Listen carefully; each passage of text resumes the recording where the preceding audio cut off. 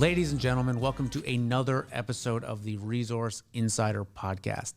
Today on the show, I sit down with Alex Tsukernick, the CEO of Nova Royalties. Now, Nova is one of the few, if not the only, copper-focused royalty company out there. It is an incredible way to get exposure to the copper space. Alex and I really get into everything copper today, and he is a great person to talk to about this because he grew up in the former Soviet Union and has seen some very interesting phase shifts in the world, and he thinks we're in for another one right now in the copper and battery metal sectors. So we get into all of that in this podcast. If you have even a passing interest in copper, in battery metals, and what is going on in the world today, I highly recommend you listen to it, and I hope you enjoy it as much as I did. Without further ado, let me please introduce Alex Tsukernick from Nova Resources. Alex, welcome to the Resource Insider Podcast today. Thank you for having me. Great to be here, Jamie. All right, so you are the CEO of Nova Royalties. We've known each other for about 5 years now, I think. And, you were doing a lot of different stuff when we first met, so was I. And I want to get into all of that. But, I think we need to start with the elephant in the room here. Something I've wanted to ask you for a long time. How the hell do I say your last name? Well, listen, I think I was 11 when we immigrated from the Soviet Union to US. So I think in these 30-something years, I think the name has been pronounced in every possible way. I don't know if I've ever actually even tried. I felt so intimidated. Just give it a shot. All right. Is it Tsukernick? That's pretty good. Yeah? Especially for the first shot. All right. Absolutely. How should it be said? It should be said Tsukernick. Tsukernick. All right. Alexander Tsukernick, CEO of Nova Royalty. Alex, for people who haven't heard that name before, who haven't heard of Nova, can you give us the 10-second pitch of what you guys are and who you guys are and what you do? Look, 10 seconds. It's really simple. The world is changing fundamentally. The core commodity sort of in the middle of all of that transition is copper, which is really the centerpiece of the entire movement. And we're the first royalty company that's really focused on this. And kind of royalties that I think are the best way to get exposure to any commodity. And in this case, we already own the royalties in some of the most strategic deposits out there, and they're looking for more. So that's us in a very, very short summary. And when did Nova, I guess, when did the idea materialize, and when did the ball start getting rolling and putting this whole thing together? Yeah, look, I think Jamie, to be honest, this was just something that was building over time. I've been in the resource business for over 15 years. And so from 2004, 2008, which is when I got my start, I was focused on the steel sector as an M&A banker. Mm-hmm. And from there, we got into iron and coal and did a lot of work with China. And so I grew up very much in the old world, sort of part of the chain. And then we got into the junior end and sort of base metals and precious metals from 2008 until 2011. And I think, I had worked for myself starting from 2011. I was a kind of investment banker in every capacity before. And what I really wanted to do was just start a company I really liked. I think that's probably the simplest way to put it. Mm-hmm. And it takes time, I think, to really get to a point where you have the process and the discipline and the people and everything just kind of works. I remember I was in Lima around 2016 or 17, and there's an annual conference there that you may know. And a gentleman from the Chinese government went up on stage and he said, these are the commodities that we wanted in 2009, 2010. And so there was, iron, coal, all the usual suspects that I used to work with a lot. And he said, this is what we want now: copper, nickel, lithium. And I thought to myself, man, I grew up in a world where, China was really kind of very much a chief polluter, because the steel industry was growing and the like. And now these guys are saying that they want green. So we're going to a whole new place if this is becoming the central mantra of the Chinese Communist Party. And so I think at that point, I understood that this is probably where things were heading, but I think the idea was still very immature, to be perfectly honest. Mm-hmm. And then Brett Heath, who was my co-founder here, he and I met earlier in 2014, and we stayed in touch. And he put together Metalla, the royalty company you may be familiar with, and some of your listeners. And he did a great job, just really focused on his vision. He built it from scratch to now what's a $500 million company by buying third-party royalties on really top-notch deposits. And we started talking about the energy transition. We saw it eye to eye. And then sometime in 2017, I think late in 2017, I said, maybe we can look at doing something on the royalty side there. And then we just kept talking about the idea. And then Brett, through his network, knew the owners of the royalty on Dumont, which became our first acquisition. And so the conversation was still pretty, I think, relatively casual at the time, because we were feeling our way through like everybody else. And then I remember, I woke up, I think someday it was March or April. I said, you know what, I think this is something that I just have to do because it just makes so much sense. So I called up Brett and said, look, I can put a team around this. I think this is all I want to do going forward. And so I think we should go ahead. And he had a great support from his investors in Metalla, who had done so well with him and the whole team. And so he said, okay, great. So that was really the core of our first round, which is in many ways the toughest financing I think either of us had ever done. Mm-hmm. That was the core. That was the core of the company, that $2.6 million. And I think almost half of that came from three people, which was Doug Casey, Paul Stevens, and Adrian Day. But I think what we saw back then, and if you look at the team that we have, it's really, I think, some of the best people in our industry. You had this once in a very rare moment when the world was fundamentally going in a different direction. I remember, I was just a kid in the former Soviet Union when we were leaving. I was 11 when we left, but I could tell that something was fundamentally changing, even sitting in grade school. It just things all around you were just different.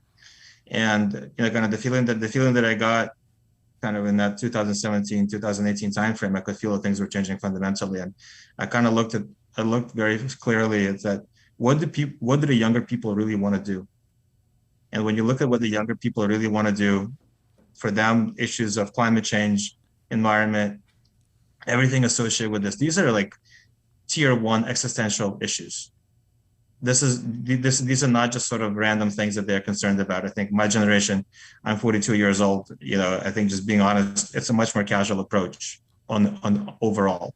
When you look at a little younger, it's totally different. And I saw a lot of energy heading in this direction. Once I saw that the Chinese are going this direction, I thought, you know what? I think we're looking at a complete just change in the global economy and a different commodity mix. And when we started looking at the pieces, it just became really simple. So look, this is a copper story in every commodity, in every field, whether it's wind, whether it's solar, whether it's EVs, everything is going to be rewired using copper, and then the nickel in the EVs, and we just got going from there. Okay, so there are a lot of points you made in there that I want to dig into and unpack a little bit. Sure. And I'm trying to think of the best place to start, but I think it's something you mentioned a little casually, and that's about, growing up in the former Soviet Union under communism, and at the time, I guess, sensing this phase shift that was going amongst people in your generation. Now, obviously, you're not talking about copper. You're not talking about electric vehicles or electrification. You're talking about sort of the shift, I think, towards capitalism and democracy. Am I sensing that right? Yeah, it was the sense was, kind of that what we had grown up with, and I think that the older generation embraced much more, that was giving way. Mm-hmm. That was, I think, the overriding feeling. I don't think anybody knew where it was going. We left. Just personal story. We left in November 1989, understanding that we wanted to leave, but without anyone having a clear picture of what was actually going to happen. Mm-hmm. And then 9 months later, it was already a different world over there. So it just changes. You feel it. And obviously you were young at the time, but like what was kind of happening under the surface or maybe at the surface that made you get a sense that there was this shift in the zeitgeist, I guess? I think it's a confidence thing. I think when you, for instance, like you look at, say, my father's generation, mm-hmm. and so they grew up, I think, where the adults expressed full confidence in the way that things were. Hmm. For better or for worse, people had confidence in what they were doing.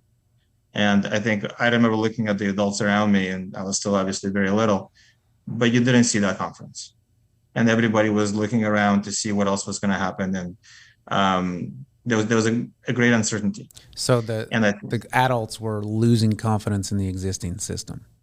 exactly right. Okay. That's exactly right. And when I remember what I was seeing then, and certainly what I see now is I don't see a lot of confidence in this sort of old fossil fuel world.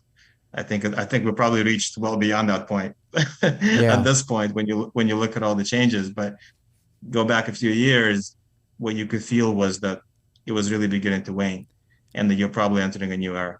Now, interestingly, sort of the comparison to fossil fuels, I would say that lack of confidence is not being driven, to your point, like by the adults, but by the younger generation, right? Probably the 20 to 30-year-olds, and maybe even younger than that. Would you like that seems where the thrust of the drive is coming from? Well, that's where I think the conviction is coming from.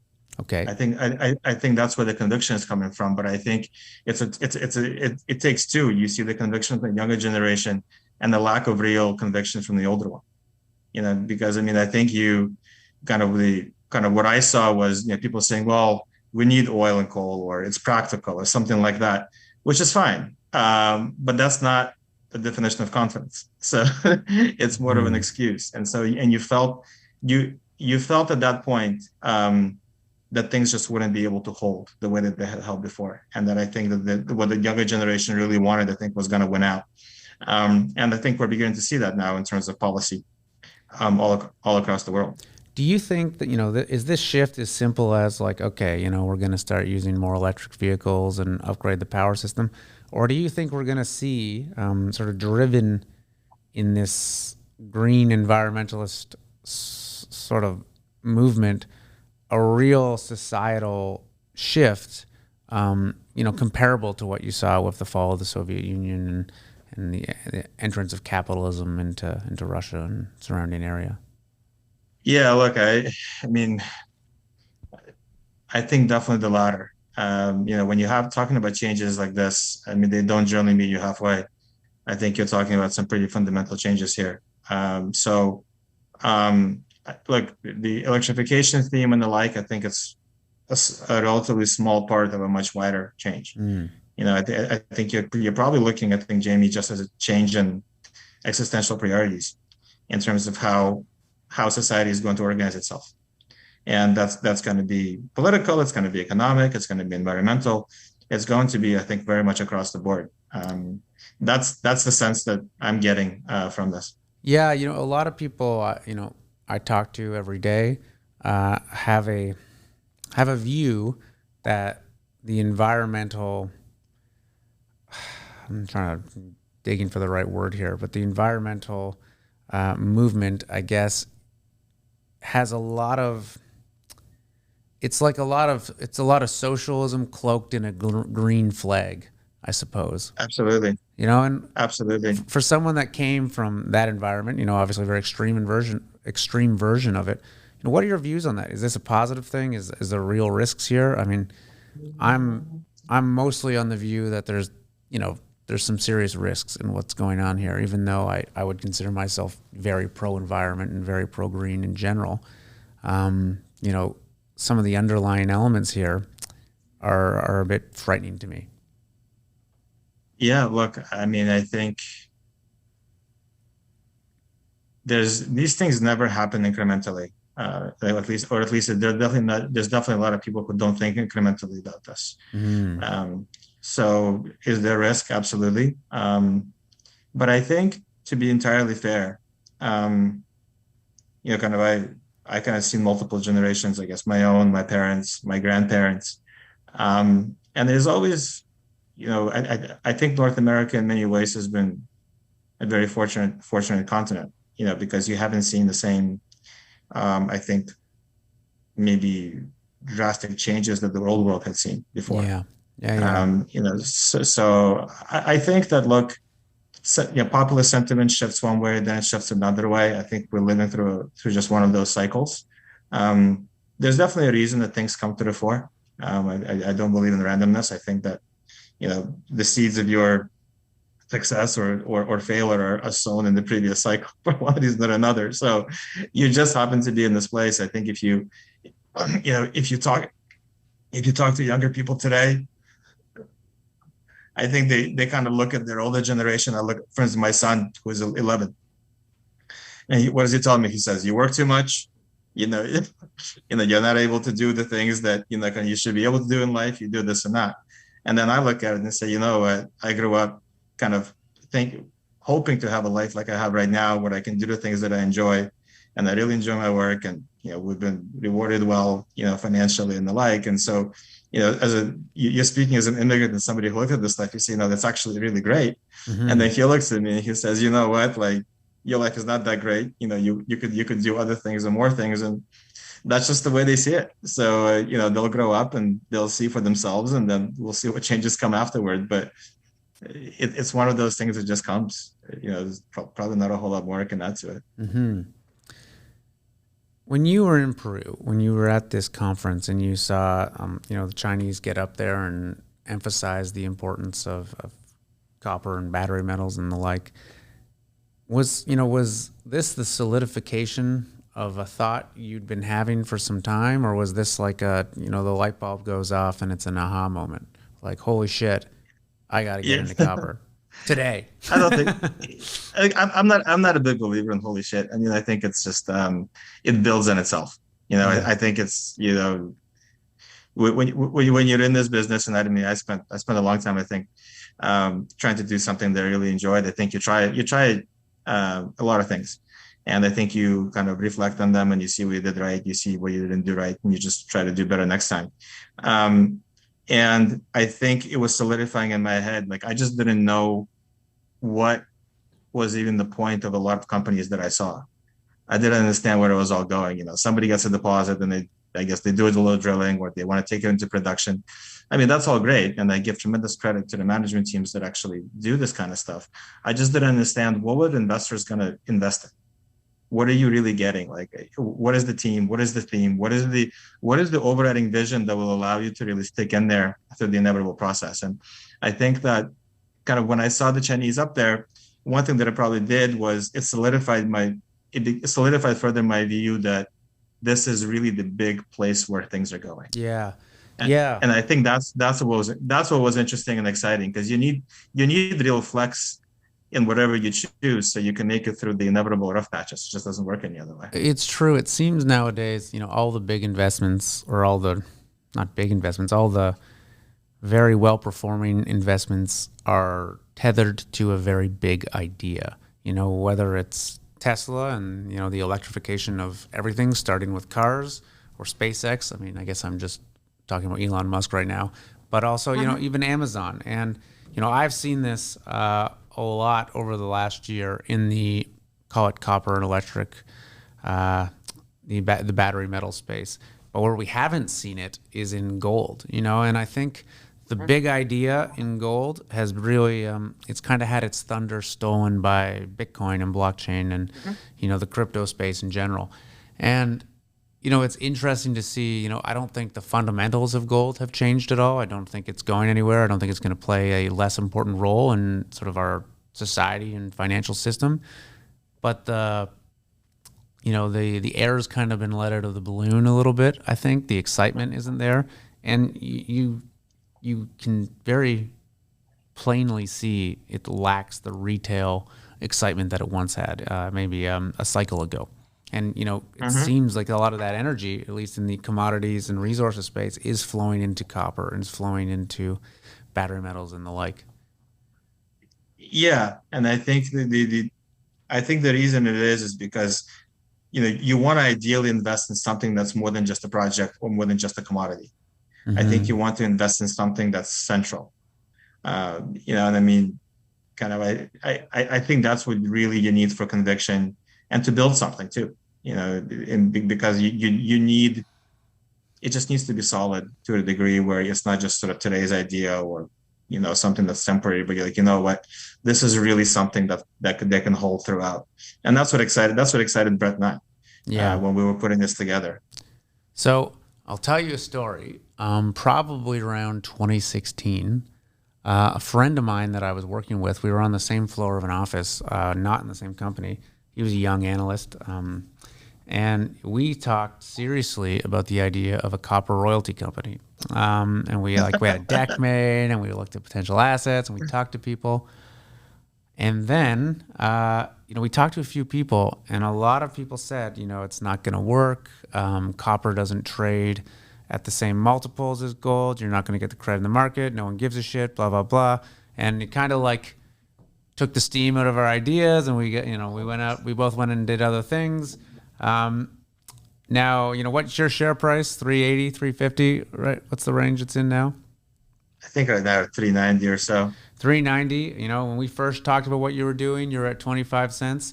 So I think you have definitively proven that is wrong. That you're not going to get a nice premium. You're not going to trade well. You're not going to have interest from investors. Why the fuck are there no other copper royalty companies out there that I can find or I can think of? Anyways, it seems there's you throw a goddamn rock in Vancouver and you hit a gold royalty company.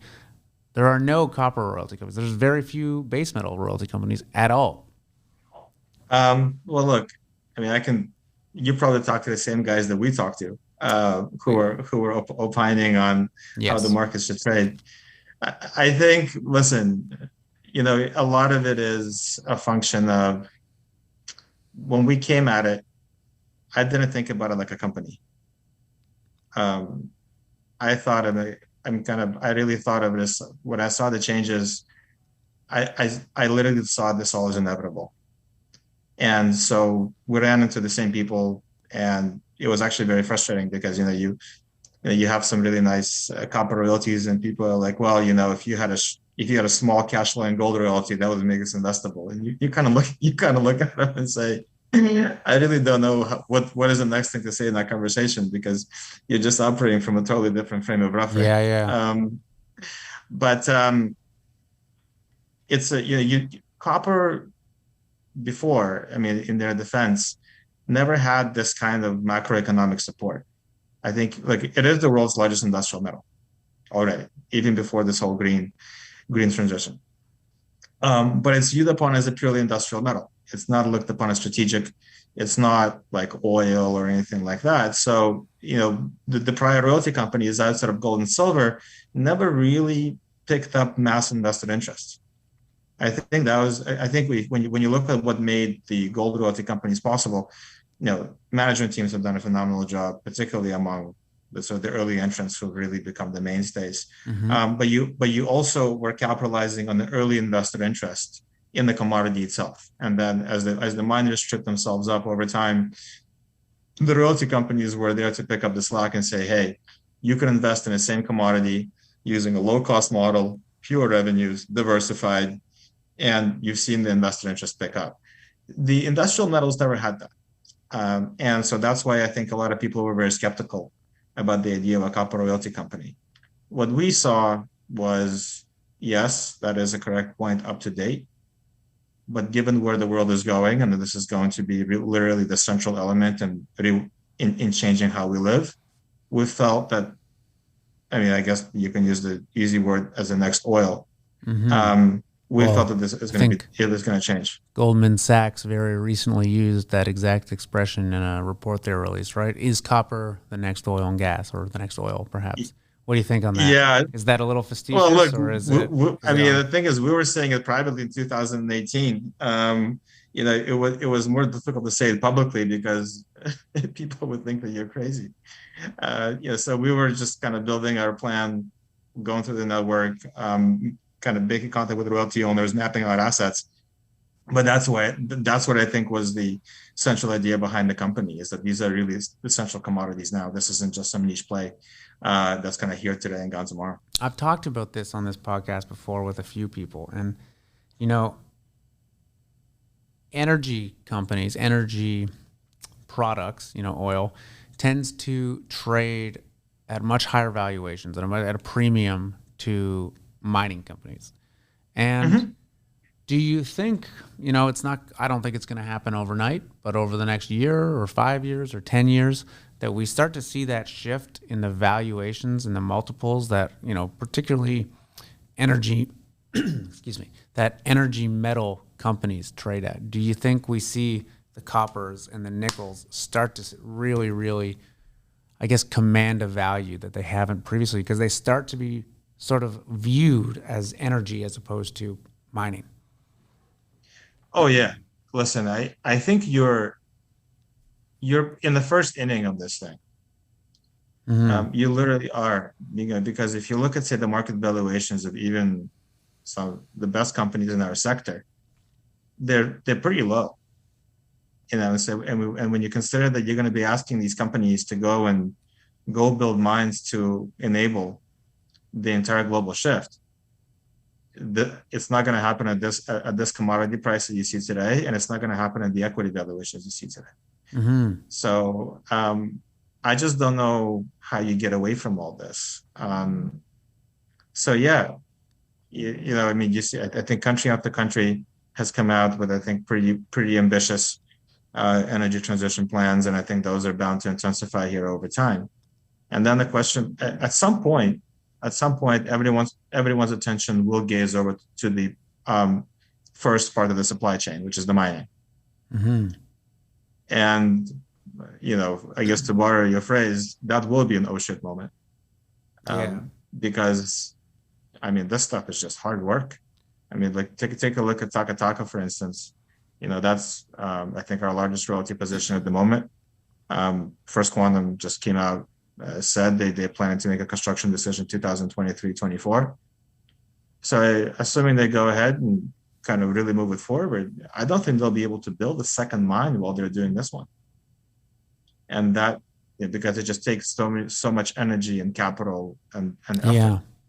These greenfield mines are massive undertakings now, but even that mine will fill roughly 2% of the supply gap forecast for 2030. And so what's the capital expectation, the capital cost expectations on a mine like this?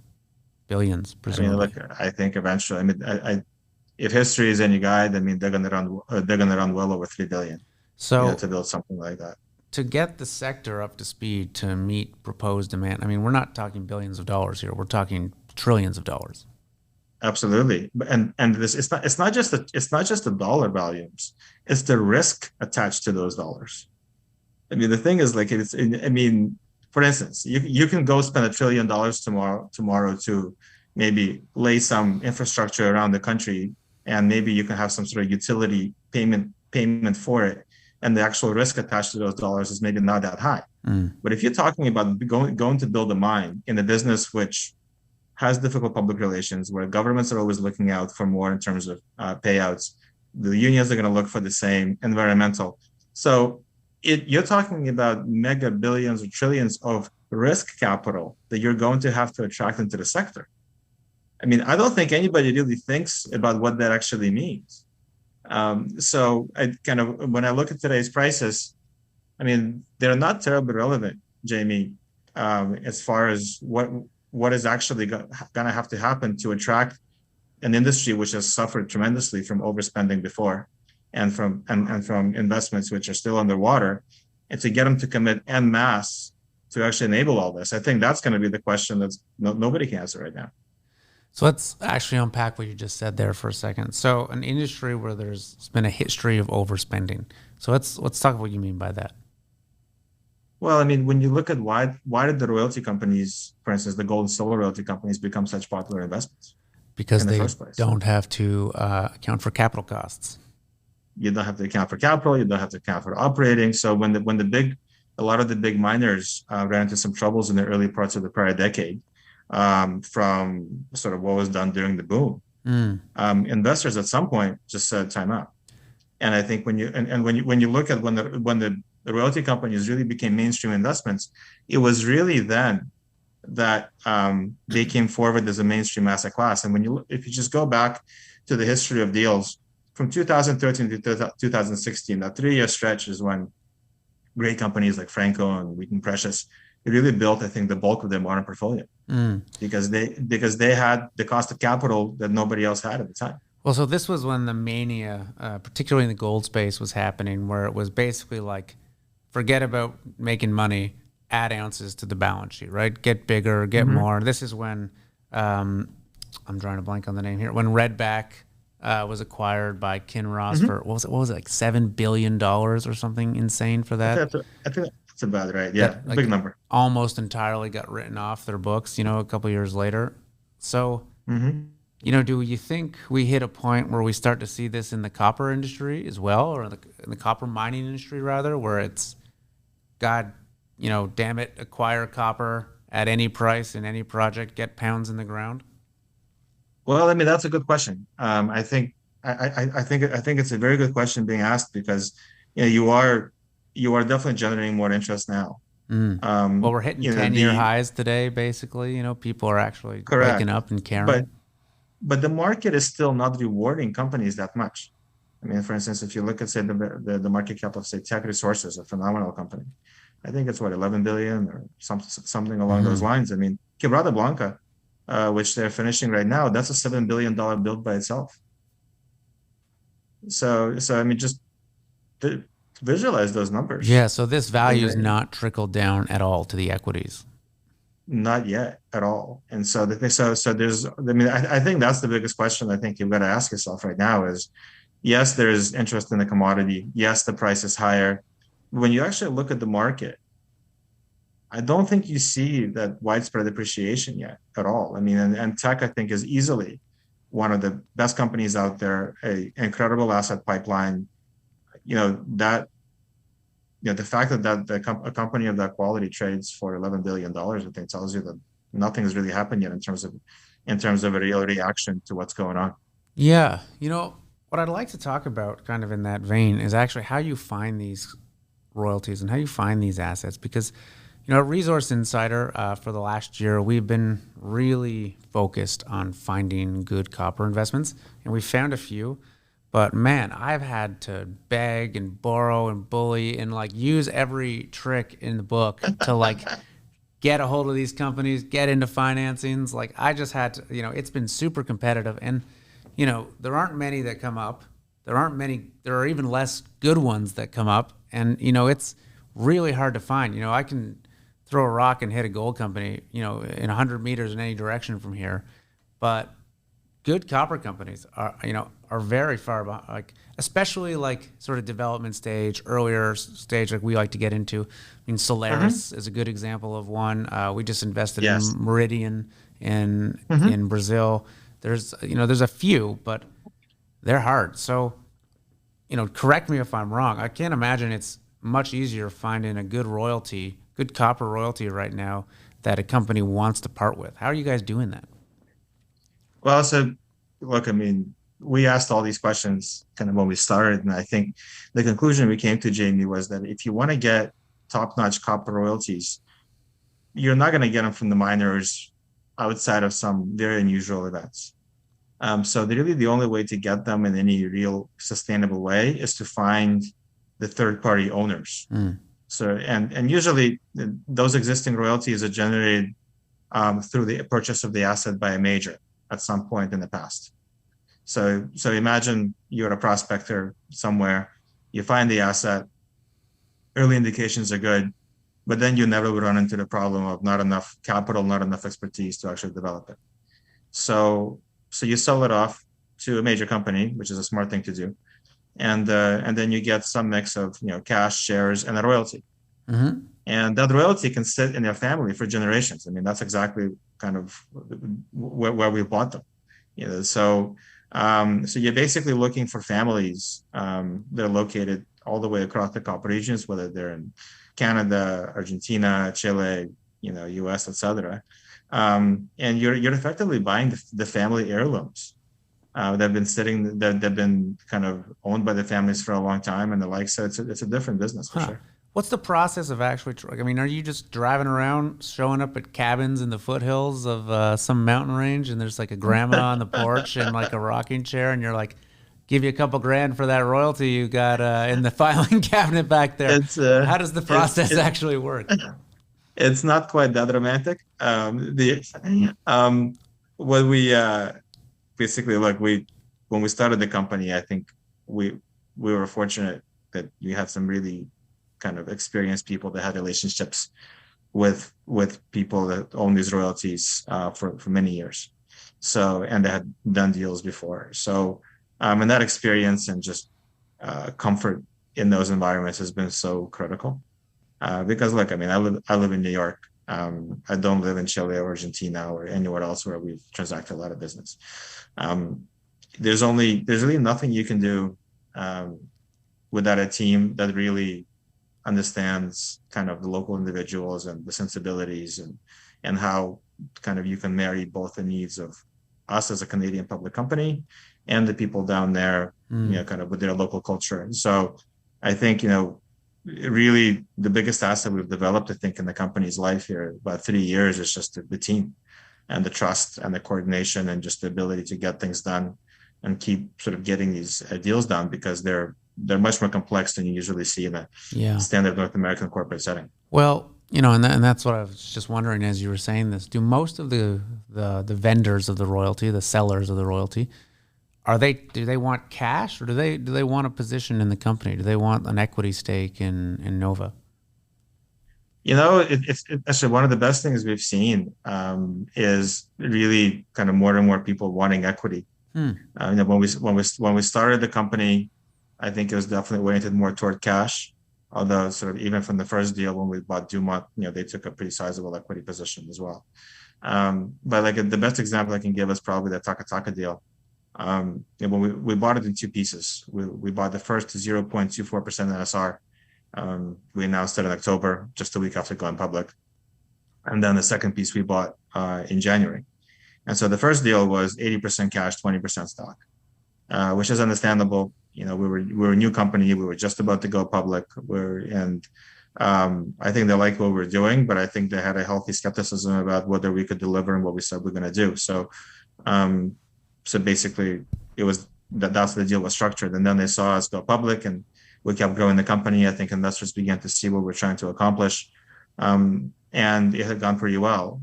And then when they reached out to us and they said, we want to sell our remaining 0.18% interest. And we started talking and the like, and I said, we really like what you guys have done. You were transparent with us from the very beginning. You've done everything you said you're going to do. You treated us like gentlemen very much. So on this deal, we actually would like to take a lot more equity. So the second deal was actually 80% equity and 20% cash. There you go. And actually at a meaningfully higher valuation than the first one. So I think that as we grow here and people really see that this has a chance to be a very unique company in terms of owning royalties, life of mine, and some of the most important mineral assets in the world, I think more and more people will want to be involved in the equity side.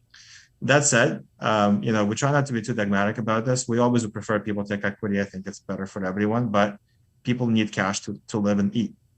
So a lot of the time, it will be so they can pass money on to their kids, and those kids may have certain cash requirements which are coming today. So you're really dealing with families that need solutions. I mean, I think on the very fundamental level, and I think you need to understand that first and foremost. But obviously, look, in some cases like in Takataka, they definitely do embrace kind of what we're doing, and that's really exciting. So how does Nova continue to grow? Do you continue to approach these sort of mom and pop royalty owners? Do you think you scale up to a point where you're in a position or of a disposition where you want to acquire a producing cash flowing royalty? What's the future look like in terms of growth plans? Look, when we started the company, I think what made it really exciting, and I think what, to be honest, made it worth, I think, the effort of starting a company is we really saw this as the most compelling investment out there, because you're able to own, lifetime exposure to the efforts of the most important companies out there. Mm-hmm. And I think so. So I think we've created a lot of value what we've done so far, and I think the value of those holdings will appreciate significantly over time, just because these assets have a way of getting bigger and more important when you buy at the very top end of the chain. We've got a busy pipeline here. I think we definitely will keep on growing kind of through the model that we've had. That said, we really see this as sort of as what will be, I think, the easiest investment for anyone to make in copper and the energy transition. So we absolutely will orient the company toward the cash flow side here eventually. Mm-hmm. I think if you want to build the base of value, I think the way we've done it is the best way. If we bought a big cash flow and royalty immediately, it would blow up the capital structure and it just wouldn't work. But absolutely, I mean, you want this to become a dividend payer for generations to come. So I think as you layer on assets and quality, there will be some great opportunities, I think, to add some cash flow and royalties, whether they're third party or whether they're a generation of royalties in unique situations. Absolutely. Alex, you've created a really interesting, what I would consider like an investment bucket for people that are looking to allocate capital. The mining industry is such an interesting space because for those of us who've got our heads down in it every day, you're trying to raise $1 million or maybe you're even trying to raise $100 million, and they seem, and they are for normal people, vast amounts of money.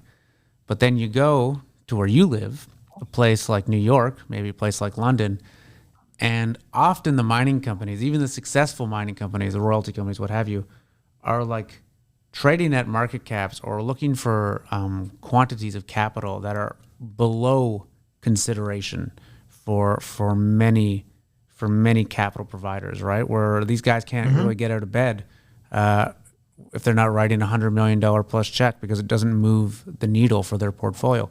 So I've often kind of thought, the trick to be a really successful mining company is you want to be massive for the mining space, but tiny for the general investment space, but just big enough that they can think, all right, you know what, we'll take a flyer on this guy, and it becomes $100 million check.